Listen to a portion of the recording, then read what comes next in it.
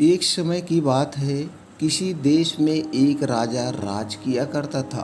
उसकी 12 राजकुमारियां थीं, जिनसे वह अपनी जान से भी ज़्यादा प्यार करता था।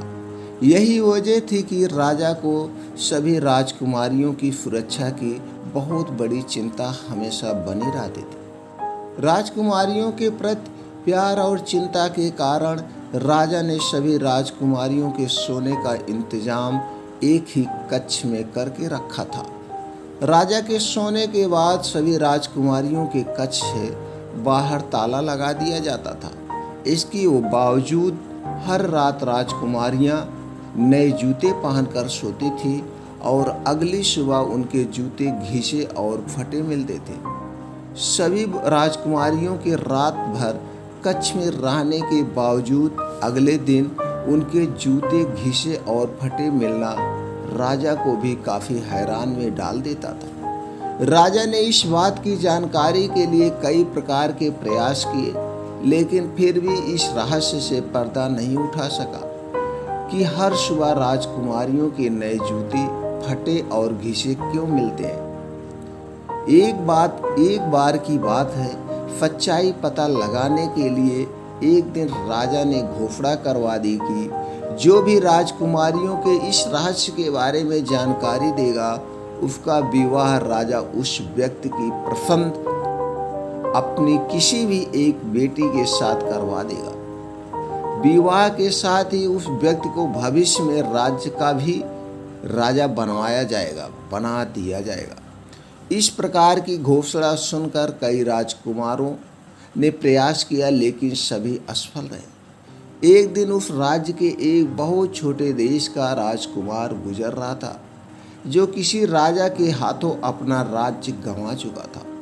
वह एक नदी के किनारे पहुंचकर जैसे ही अपने थैली से बचा हुआ खाना निकालकर खाने लगा, वैसे ही वहां पर एक बुढ़िया आ गई और राजकुमार को से खाना मांगने लगी कि मुझे भूख लगी है, थोड़ा खाना मुझे भी दे दो। राजकुमार ने बिना कुछ सोचे अपना भोजन उस बुढ़िया को दे दिया। बुढ़िया ने खाना खाकर उसे उस राज्य की घोषणा के बारे में बताया और जाते जाते उसे एक जादुई चोंगा दे गया। उस जादुई चोंगे की खास बात यह थी कि जो भी उसे ओढ़ता वह गायब हो जाता। राजा की घोषणा सुनने के बाद राजकुमार जादुई चोंगा लेकर राज दरबार में पहुंच गया। उसने राजा से घोषणा को पूरा करने की आज्ञा मांगी। राजा ने यह कहते हुए आज्ञा दे दी कि इसके पहले जिसने भी प्रयास किया है वह असफल रहा है और उसे मृत्यु दंड दिया जा चुका है। क्या तुम्हें ये शर्त मंजूर है? राजा की बात सुनकर राजकुमार ने कहा कि कोई बात नहीं है, उसे यह शर्त मंजूर है।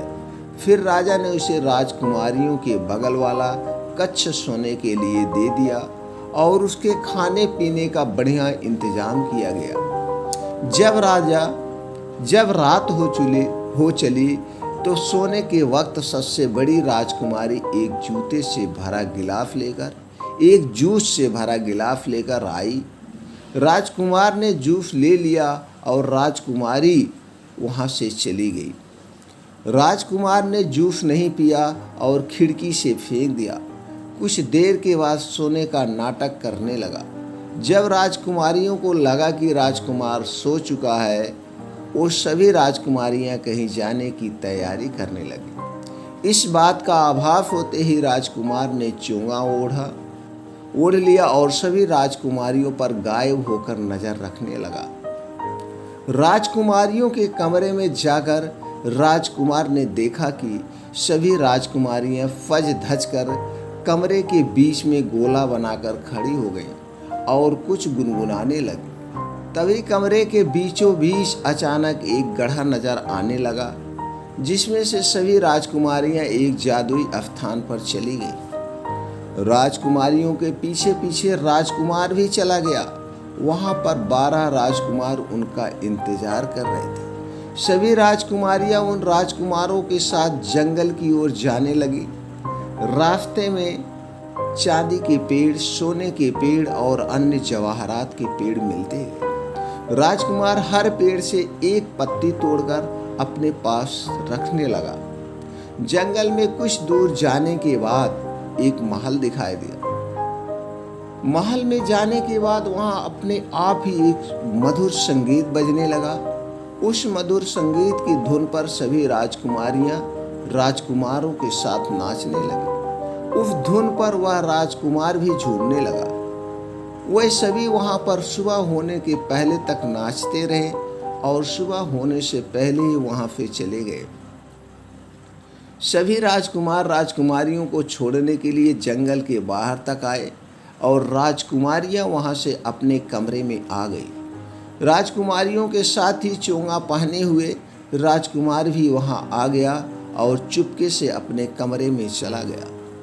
सुबह होते ही राजकुमार को राजा ने दरबार में बुलाया और रहस्य के बारे में पूछा। राजकुमार ने राजा को जंगल से तोड़ी गई सोने और चांदी की पत्तियां दिखाते हुए रात की पूरी घटना के बारे में बताया। जब राजा ने राजकुमारियों से इस बारे में पूछा तो सभी राजकुमारियां ने हामी भरते हुए सिर हिलाया।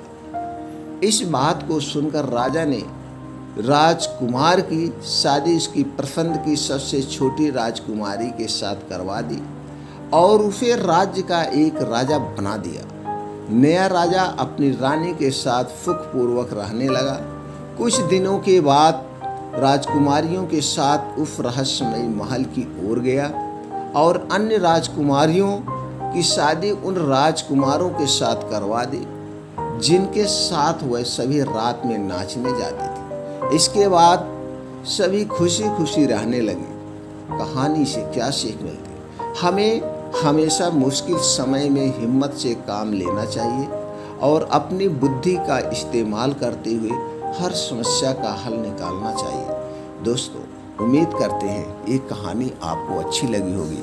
ये कहानी अगर आपको अच्छी लगी तो कमेंट सेक्शन में मुझे ज़रूर बताएं और इस कहानी से आपको क्या ज्ञान प्राप्त हुआ ये भी हमें कमेंट सेक्शन में बताएं।